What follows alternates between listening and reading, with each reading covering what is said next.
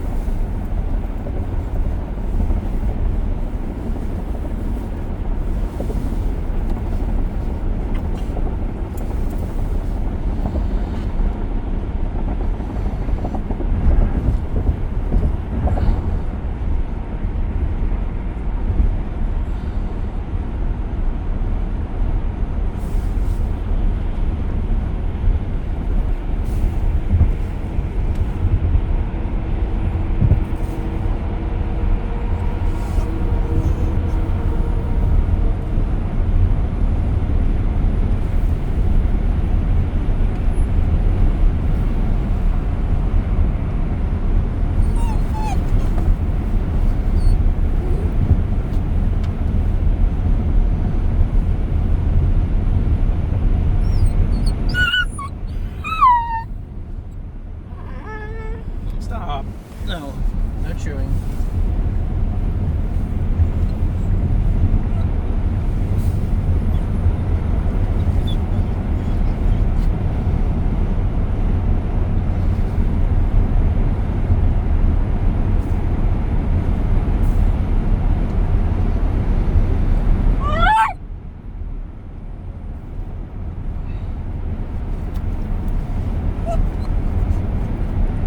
Hey, come on. No. Knock it off.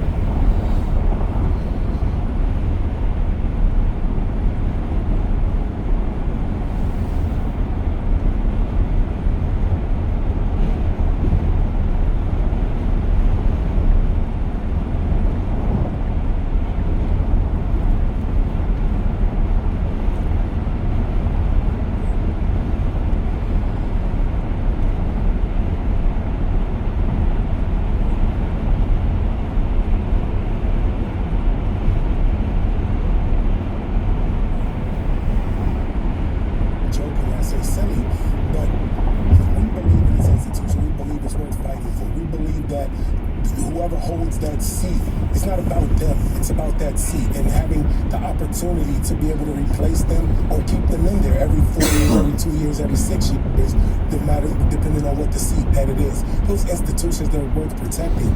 So when the election went the way that it did, it showed me that so many people obviously did not care enough to say that what happened on January 6th was disqualifying. And I don't believe that it was due to lack of us telling the truth, lack of people knowing what happened.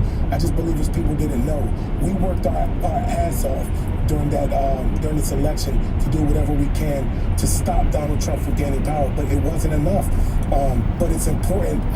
As discouraged as I was, it's still no quitting me, because I'm still here. We're going to continue to fight and keep on going. I don't know what it's going to look like, but I know that it's necessary going forward. Harry, one person who was aware of how damaging the truth and the facts of the January 6th investigation and the subsequent federal criminal charges would be to his campaign was Donald Trump. I mean, he went to the Supreme Court to argue for immunity because of this case. What does it say to you? You famously called on Congress to find the person who hired the hitman. You described the attack as something carried out by a hitman who were the insurrectionists, the foot soldiers, but you called on them to investigate and get to the bottom of the person who put it in motion, and they did. Liz Cheney famously said he lit the match. Jack Smith would go on to file federal charges against Donald Trump for his role in inciting a deadly insurrection, and only because of the role of the Supreme Court was there no legal accountability. But what does it say to you that Donald Trump worked so desperately to keep that case out of the courts? That he knew he was wrong, and he knew he could count on his friends in Congress. Listen, it's so many people that deserve blame for January 6th, and I blame a lot of the institutions for failing us, and I believe that the people were the final fail-safe to protect our institutions, and we didn't do it on November the 5th. But one person that really comes to mind is Mitch McConnell. He did not want to get to the bottom of it. He did not want to hold Donald Trump accountable. And Donald Trump, for all intents and purposes, he wouldn't be on the ballot if Mitch McConnell had the nerve to vote like he said what he said in his speech where he blamed Donald Trump for the events of January 6th. Unfortunately, his vote to acquit did not match what his speech said on the floor during his impeachment hearing, and that's one individual I think that I have no problem placing the blame solely at. Although a lot of Americans didn't show up at the election, and I believe there's some blame there too. Perhaps the newest gift you've given to me already in this new year is what you said a couple minutes ago, that you don't have any quit in you. Neither do I. And so we'll walk through these uncertain times together. Harry Dunn, my thanks to you for being here, for talking on this day and starting us out. We'll bring everybody else in on the other side of the break. There's much more ahead, including Vice President Kamala Harris's role today, presiding over an election she lost 2 months ago, declaring that democracy still stands, plus how that one day, 4 years ago, has ultimately shaped the president-elect and what we should brace for over the next 4 years. That fealty to him will be the only way to succeed in his new administration. And that warning coming from people who were in the room where it happened the last time and later in the broadcast, the legal troubles following him into the Oval Office, not necessarily wiped away just because he's taken the oath of office 14 days from today. We'll have all those stories and much more. And Deadline White House continues after a quick break. Don't go anywhere. If you take or have taken Humira for moderate to severe Crohn's disease or ulcerative colitis and still have symptoms, you don't have to settle. Ask your gastroenterologist if switching to Rinvoq is right for you. It's one of the latest treatments from the makers of Humira. Rinvoq works differently than Humira and may help. Rinvoq is a once-daily pill that can deliver rapid symptom relief, lasting steroid-free remission, and helps visibly reduce damage of the intestinal lining. Rinvoq can lower ability to fight infections. Before treatment, test for TB and do blood work. Serious infections, blood clots, some fatal. Cancers, including lymphoma and skin. Serious allergic reactions, GI tears, death, heart attack, and stroke occur. CV event risk increases in age 50 plus with a heart disease risk factor. Tell your doctor if you've had these events. Infection, Hep B or C, smoked, are pregnant, or planning. Don't take if allergic or have an infection. Rapid symptom relief and lasting steroid-free remission are possible with Rinvoq. Ask your gastroenterologist if switching to Rinvoq is right for you. You could pay as little as $0 per month. This creature, it is death itself. Nosferatu is a superbly crafted cinematic achievement. It transcends the genre and takes your breath away. Does evil come from within us or from beyond? Director Robert Eggers' modern masterpiece is a perfect film in every way. There is a storm rising. It's the best picture of the year. Nosferatu, rated R, now playing only in theaters. Special engagements at Dolby and IMAX. Silverado ZR2, Multimatic DSSV dampers.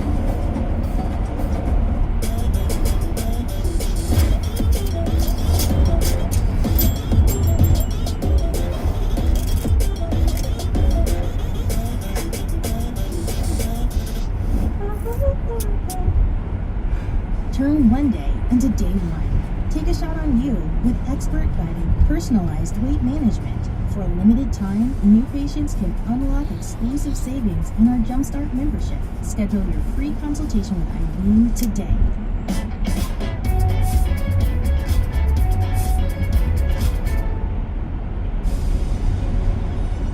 Queen's Pfizer, I'm in danger. The more influence our system will gain, the more enemies we make. You having a good time? We're having a great time. On Chewy, save 35% and shop all your favorite brands. For any taste or any dime, at prices you love, delivered fast. For low prices, for life with pets, there's Chewy. For plant-based healthy blood pressure support, there's one brand at Walmart that stands above the rest. It's Super Beets. Discover why more cardiologists recommend Super Beets for heart health support than any other beet brand at superbeets.com. MSNBC Premium gives you early access and ad-free listening to Rachel Maddow's chart-topping series, MSNBC Original Podcasts, exclusive bonus content, and all of your favorite MSNBC shows now ad-free. Subscribe on Apple Podcasts. What we do is try to cut right to the bone of what we're seeing in Washington that day. It didn't end that day. As you know, he called out to these people to continue their violence. My husband being a victim of all of that, and he still has injuries from that attack. So it just goes on and on. It isn't something that happens and then it's over. No, once you are attacked, you have consequences that continue. So it's really a strange a person who's going to be president of the United States who thinks that it's okay to pardon people who are engaged in an attack. We're back with Congressman Robert Garcia, Claire McCaskill, and Tim Heaphy. Tim Heaphy, first, you wanted to jump in and set this record straight. Yeah, you played something in the opening, Nicole, about a writer saying that she was prosecuted for a tweet. That we got to be clear that people in America are prosecuted for acts, not words. Tweeting something, chanting "Stop the Steal," marching with flags, that's not criminal, and no one has been charged for that. The only people who have been charged went beyond speech into conduct and actually entered the Capitol, stepped over the broken glass. And clearly, a crime scene and marched, or assaulted police officers to break in, or worked with others in a seditious conspiracy to use force to disrupt the joint session. So to be clear, the Justice Department has applied that line because they must. It's what the law requires. No one here is being prosecuted for political views. Everyone prosecuted, from the least to the most culpable. There are degrees, but everybody crossed the line into conduct. That's why they were charged, and that's why they've been adjudicated guilty. What do you feel when you watch this event, which shouldn't be remarkable, but till the end of time will be because of what happened on January 6, 2020? You know, it's a mix of things today. It is a horrible reminder of where we were 4 years ago, and still kind of shocked that people would put back in power someone who really instigated the attack. But at the same time, today showed that this is the way it should work. vice president who lost the election certified the election. Congress did its job to go through the solemn proceeding of receiving each state's officially selected electoral votes, counting them, and certifying the president-elect as the winner. Even if they disagree with the policy, that's been a tradition. Republicans, Democrats across the board, we'll get back to that today. That's a norm, that's a law that is worth holding on to. Thankfully, there was no controversy over that like there was 4 years ago. So it's disconcerting. But is that what it showed us, or did it show us that there's only one party in the American political system, the Democratic Party, that still respects our democracy? It showed us that there are people that still respect democracy. Are they Democrats or Republicans? Today they're Democrats. Today it was Kamala Harris. Today it was President Biden. Yesterday in the Washington Post saying, I will invite President-elect Trump to the White House and I will be there on January 20th. Right? This is a person who comes to threat to democracy. Nonetheless, he realizes that it is in the nation's interest to have a peaceful transfer of power. That is the way it should be, Nicole. And again, that has not been one party or another like it seems to be now. Congressman, I would like to ask you about your time in prison visiting the insurrectionists who Trump says he will pardon. But I would just first like to ask you the same question. What is today like? What does it feel like? What does it sound like? What can you report from where you're standing? Well, obviously I was in the chamber earlier today during the certification, and yes, I mean, it was certainly a solemn moment. It was a reminder that as Democrats and as a party, we have a constitution to follow. I was incredibly proud and moved by Vice President Harris. She clearly set the tone for Congress, for the party, I think for the country, in the way that she has said her words this morning on the video, has her statements over the past few weeks, and certainly today, just the poise was a complete class act on her part. So very proud of her today and proud of our party. The same can't be said, of course, for Donald Trump and what happened 4 years ago. And I think it goes to show you that we are a party of responsible grown-ups who believe in democracy. It's such a shame that they can't be said on the other side. Congressman, take us inside your observations and interactions with the insurrectionists who Trump has said publicly he plans to pardon on day one. So just in this last, about a year and a half ago, I was asked on behalf of the House Caucus and the Oversight Committee to serve as a witness to a visit by Marjorie Taylor Greene and some other Republicans to go visit the insurrectionists here in D.C. in the jail. And so I was there to observe, and what I saw made me sick to my stomach. The absolute worst day I've had since I've been in Congress was witnessing Marjorie Taylor Greene approaching these criminals, these violent insurrectionists, and high-fiving them, giving them hugs, encouraging them. There was about 20 of them gathered in a room that we visited. They came up to us, they were talking freely, asked to shake my hand, I refused. But to see the reaction of these Republicans treating them like heroes was shameful and disgusting. These are people that attacked our Capitol. And by the way, about 17 of that group, 17 of the 20, had actually attacked police officers and are being held in the jail here in D.C. for attacking violently police officers that protect our Capitol and our government. And so to have folks like Marjorie Taylor Greene call them hostages, same as Donald Trump, and treat them as somehow heroes should disturb every single American. I'll never forget those images. And it's important that we remind people who those folks are and what Donald Trump is about to do, which is to pardon them. And if he pardons the insurrectionists who assaulted police officers on that day, it is the telling of the federal judges appointed by Democratic and Republican presidents that they, quote, remain a threat to the fabric of our democracy. How do you make sure that those individuals don't go on to carry out more acts of violence on behalf of Donald Trump should he ask them to? I mean, and absolutely, let's be clear. Number one, if Donald Trump pardons these insurrectionists, he is pardoning violent criminals that attack police officers and our very government, and he should be ashamed, and it's unbecoming of an American president. At the same time, the Department of Homeland Security and a member of Homeland Security, federal agencies, local law enforcement should be very aware that there are violent people that want to overthrow our government that will be let back out onto our streets. As judges, as folks in the Justice Department, as folks in our agencies have clearly said. So this idea that we should just sit around and allow this to happen is really quite shameful. Every American should be disgusted by any pardon of these people that clearly try to overthrow a fair election and to overthrow essentially our government. How do you protect everyone involved in the adjudication of the crimes committed by the insurrectionists, the judges who are on the record with I read some of their very clear statements about recidivism and about the person who inspired the attack.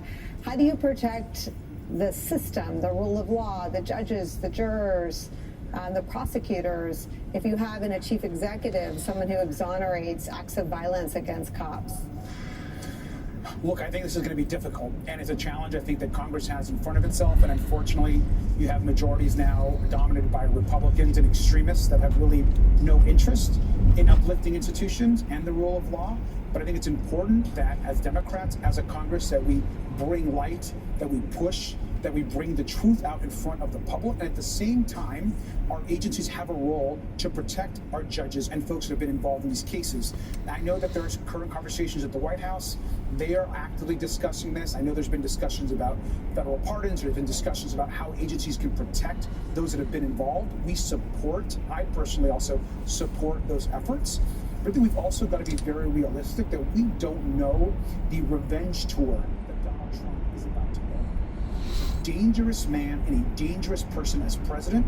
And as we think about the folks he wants to put in charge of our agencies, Kash Patel, Pete Hegseth, Tulsi Gabbard, Kristi Noem, and these are people that have no business involved in any of our national security apparatus, and the very people that would be responsible in taking on other insurrectionists in the future. I think this is also a solemn and sad day for the country. I'm grateful that Kamala Harris and Democrats, that we followed our duty, allowed this election to be certified.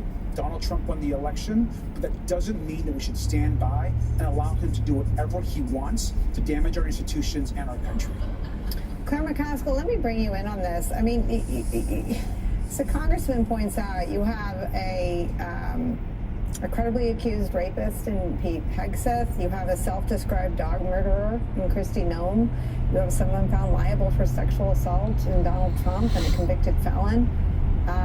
You have an incoming president who describes people who physically beat law enforcement officers, who describes that beating as a, quote, love fest. Love fest.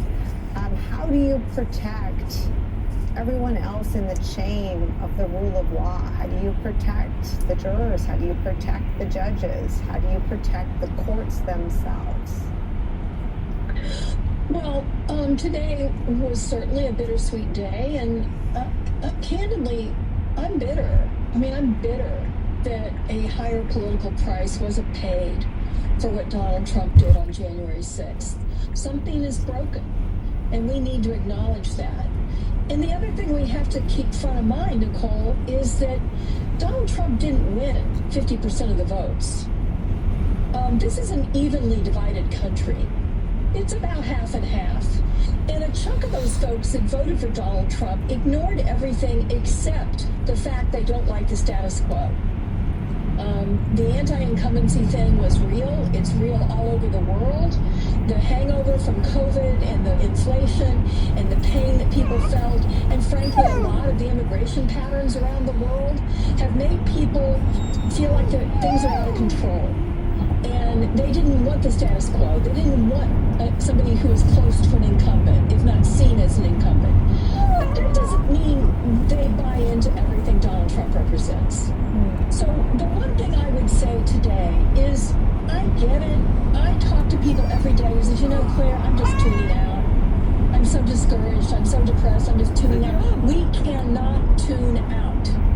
We have to tune in. 50% of the country agrees with us.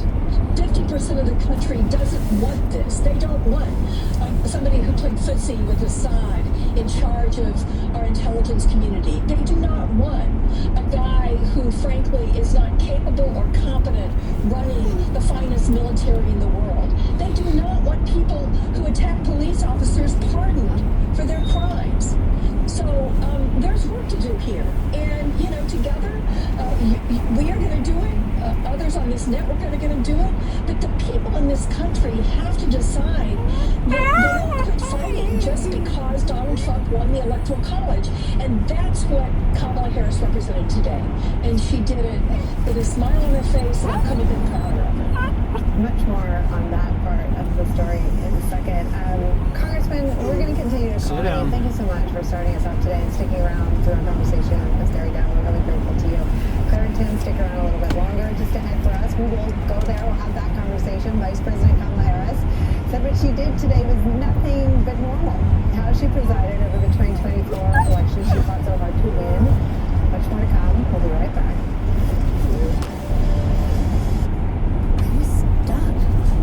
Unresolved depression symptoms were in my way. I needed more from my antidepressant. Vraylar helped give it a lift. Adding Vraylar to an antidepressant is clinically proven to help relieve overall depression symptoms better than an antidepressant alone. Vraylar is not approved for end-of-the-patients with dementia-related psychosis. Stay back. You're fine. We're almost there. Or suicidal thoughts to your doctor. Antidepressants can increase and treatment evidence. Report fever, stiff muscles, or confusion, which may be life-threatening, or uncontrolled muscle movements, which may be permanent. High blood sugar, which can lead to coma or death. Weight gain and high cholesterol may occur. Difficulty moving, tremors, slow or uncontrollable movements, restlessness and feeling like you need to move, nausea, constipation, insomnia, dizziness, increased appetite, and fatigue are common. Side effects may not appear for 7 weeks. Visit Vraylar.com to see additional side effects. I didn't have to change my treatment. I just gave it a lift. Ask about Vraylar. AbbVie can help you save. Nothing makes a gathering great like Eggland's best eggs. They're just so delicious. With better nutrition too. For us, it's eggs anytime, as long as they're the best. Eggland's best. I am Tony Hawk, and like many of you, I take a statin to reduce cholesterol. But statins can also deplete CoQ10 levels. That's why my doctor recommended Qunol CoQ10. Qunol has the #1 cardiologist recommended form of CoQ10. Qunol, the brand I trust. Let's go. Kiki. Ready to use. It's go time. Cash grab. Kiki, I won again. Daddy will be back soon. We're swimming in it now. Let's do it. Hey, enough. You're killing my ears. And Jethro's ears.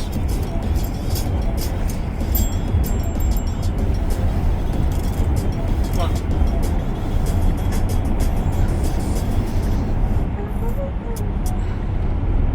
Turn Monday into day one. Take a shot on you with expert personalized weight management. For a limited time, new patients can unlock exclusive savings in our Jumpstart membership. Schedule a free consultation with me today. Late night? Glad to see me.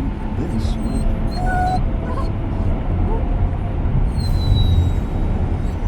Please rise and run in danger. Influence our system we gain, the more enemies we make. Never get that? We're having a great time.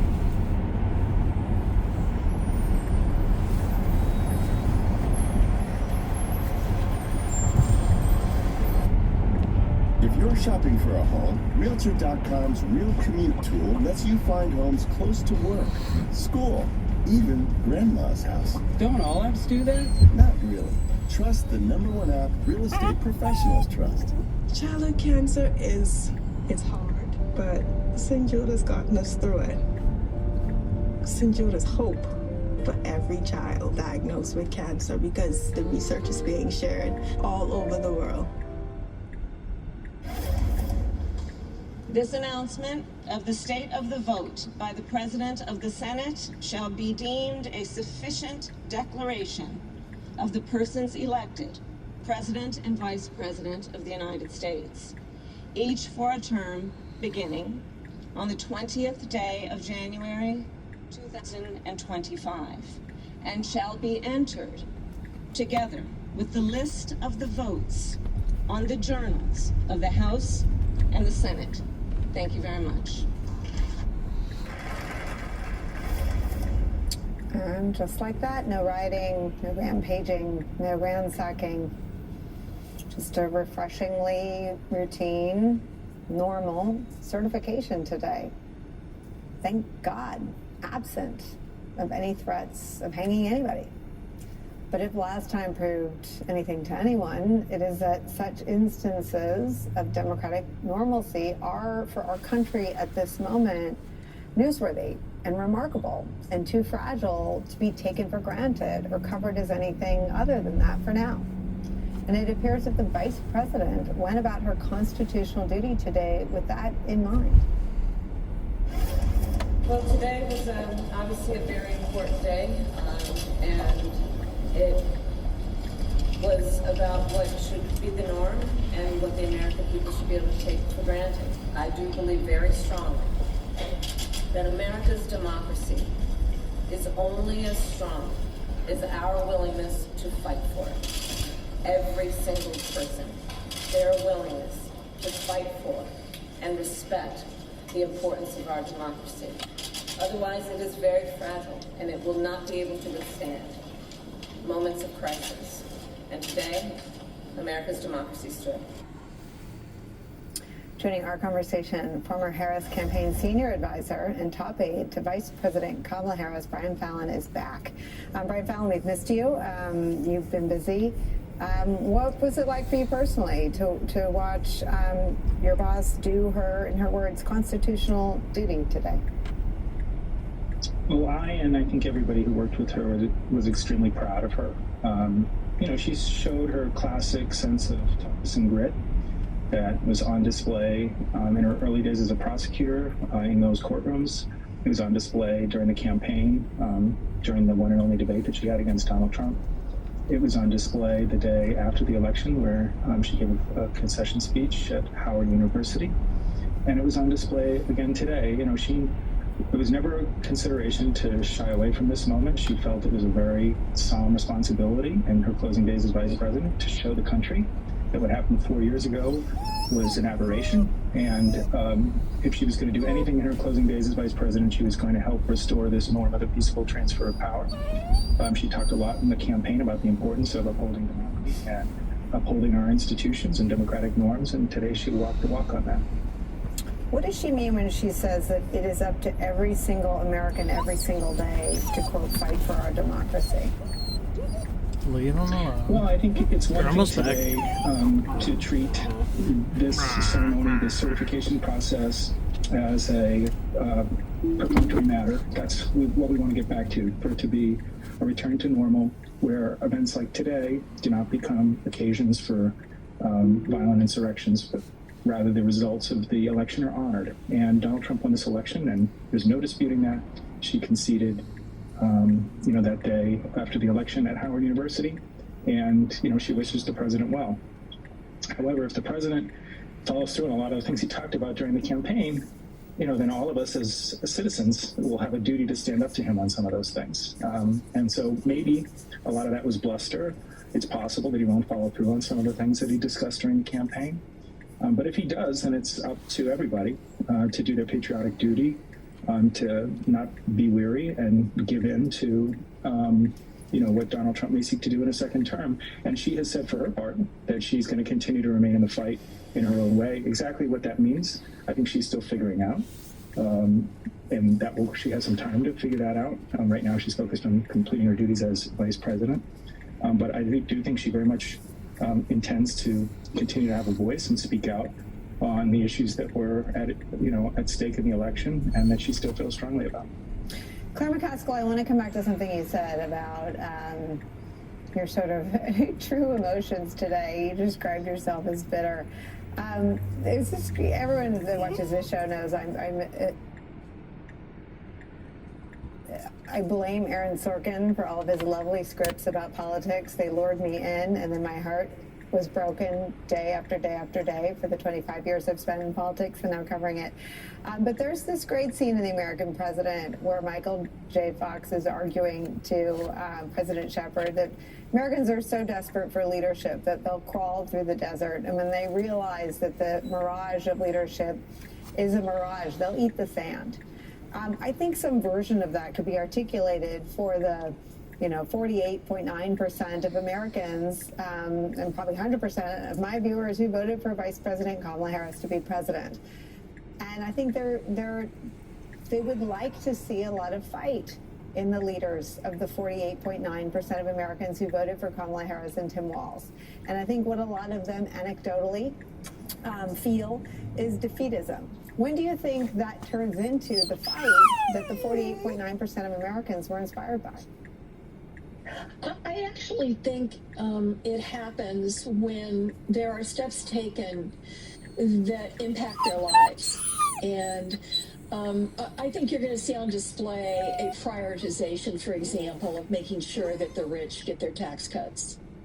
That's going to grate on some folks that thought this was all about somehow making gasoline cheaper and ground beef cheaper by keeping more immigrants out of the country. And I actually think the biggest danger we have, Nicole, is to not bring our policies as a party down and meet people where they are. We've got to, listen, nobody cares more about a democracy than Vice President Kamala Harris and all of us that are talking today. But we got to make sure that when we're talking about the lofty goals of maintaining our democracy, that we don't forget that we've lost a lot of people who take a shower after work, not before work. And those folks really think that Donald Trump is going to take care of them. Donald Trump has no intention of taking care of them. He has every intention of taking care of all the billionaires, all his tech bro billionaires, all of the people in the oil industry, all of the people that have lots and lots of money. He doesn't have a plan to take care of those folks. And that's what we've got to stay focused on, because that's when people are going to realize that the Donald Trump they thought they were electing was a mirage, and they're really getting just an egomaniac who wants to see himself on TV. I have to take in one more break. No one's going anywhere. We'll all be right back on the other side. Here at Home, news of every imaginable shape and size. A lot of the big news in the country and in the world right now is still it's the Times. Suddenly, I have a story to tell you. These are turbulent times, and while I can't necessarily give them good news all the time, if people can feel like they are informed and they're ready for the day tomorrow, then I certainly hope we can help give them a good night's sleep. I take that job seriously. This is a keepsake frame. This is actually a photo from my wedding. I'm Adam Weiss, founder and CEO of Keepsake, a mobile app that makes it easy to have your photos printed, framed, and shipped to your doorstep. Just choose a photo that you love, you can frame it in over 100 frames, and in a couple of days, you're going to receive your photo in a beautiful, handmade frame. So if you've got a special photo on your phone, install the free Keepsake app. We would love a chance to frame it for you. 5K fun run. Say hi to Patty, celebrated social worker, Who's coming in second? self-appointed social chair, potluck, kickball, last call. You name it, she's on it. And you have 47 emails to prove it. But her capacity to care is unmatched. You need Patty. Patty needs a retirement plan. Work with principals so we can help you help Patty with a retirement benefits plan that's right for her. Let our expertise round out yours.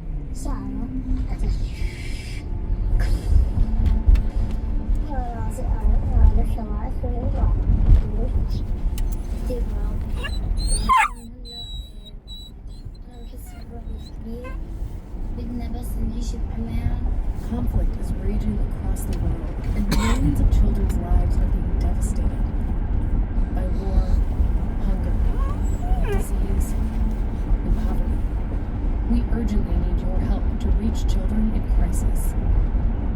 Just call or go online to give just $10 a month, only 33 cents a day. We need 1,000 new monthly donors this month to help children in crisis around the world and right here at home. You can help us provide food, essentials, and life-saving medical care to children in the most need.